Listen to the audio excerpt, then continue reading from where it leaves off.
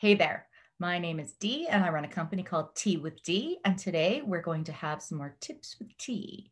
So today is about conquering the camera. So what I want to talk to you about just for a little bit today is about how to figure out the whole eye placement thing when you find yourself having to do something that is recorded, okay? So there's another conversation we'll have another day about what do you do when you're in a live environment. But when you're recording or you can't see the people that you're talking to, so you're basically alone in your little chat or Zoom or whatever, here's what you do. All right. First thing is you make sure that your camera is clean. I don't know how many people have said, I don't know why my picture's grainy. And I say, just rub the lens. And they go, oh, I'm so much clearer. Yeah, it's a thing. Also, make sure that your lights are actually doing you some justice, okay? I have all kinds of lights around me.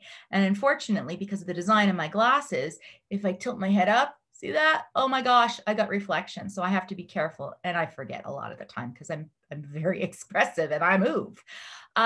So how do I figure out where to look? Okay.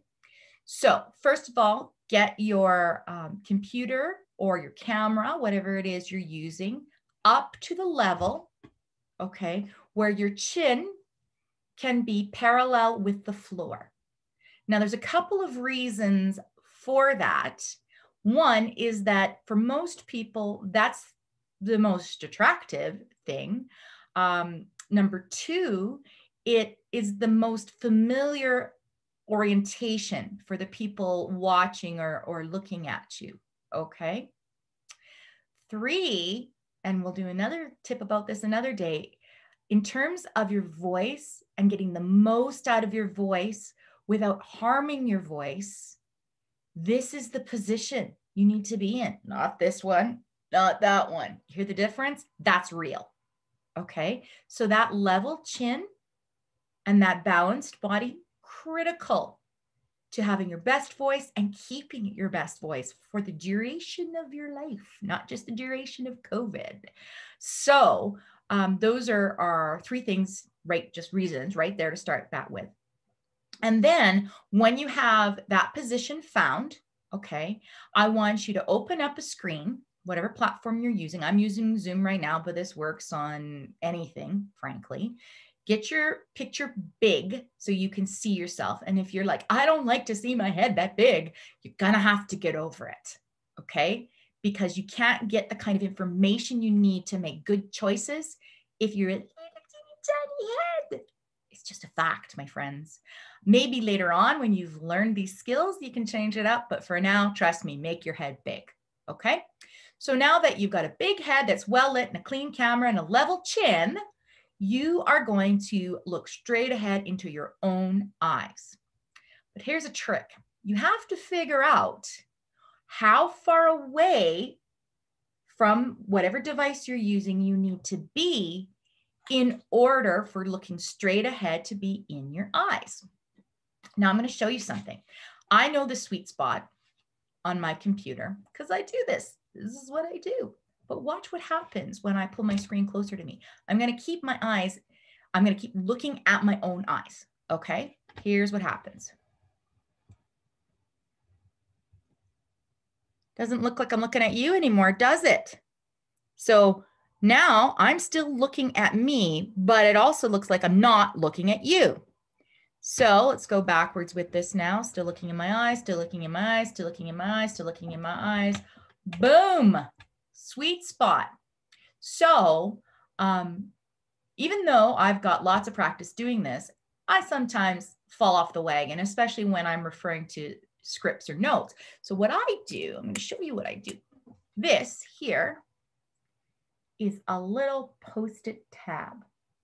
Now, I strongly recommend getting the kind that are translucent, bordering on transparent. The reason is you're going to put it on your screen, okay, and it's not going to mess your screen up, I promise. So you're going to put it on your screen right where that sweet spot is, okay, right where the sweet spot is. You can't see it, but I can. And because I've gotten the translucent version of these, I can actually still see my eyes. Okay. If I had used an opaque one, so just like a paper one, I would be talking to a piece of paper and it would kind of be like I'm being censored, and it's kind of creepy and distracting. I prefer to look in my own eyes. I prefer to see how I'm using my eyes, whether I'm using them effectively or not. So that translucent tape. So I brought it closer to show you the difference there. But what about if I move backwards? Does that change anything? Well, strangely enough, here's me in my little wobble chair moving on back. Okay. Now, when you get to a certain distance, you can't actually see your own eyeballs anymore. Okay. But what you can see is your own head. So now I'm still looking at myself. If I was to look at that tab marker, I'd be doing this. So now if I know I'm going to be this distance from my camera, I have to go back and I actually have to move up the tab to right here. So when you can't see it, but right here on my screen now would be where I'm looking at you. Again, when I scooch on back to you, boo-rah, I'm looking you right in the eyes again. At least it gives the appearance of it.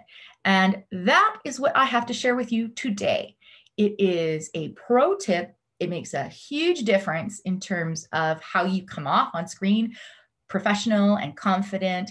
And honestly, when your viewers get the perception that you're looking at them, even though like you might not be, people pay more attention. So if you want to increase or keep the engagement that you have, or you want to have and build on, then you need to get the Post-its and you need to figure this stuff out. So there's your tip for today. Until next time, bye.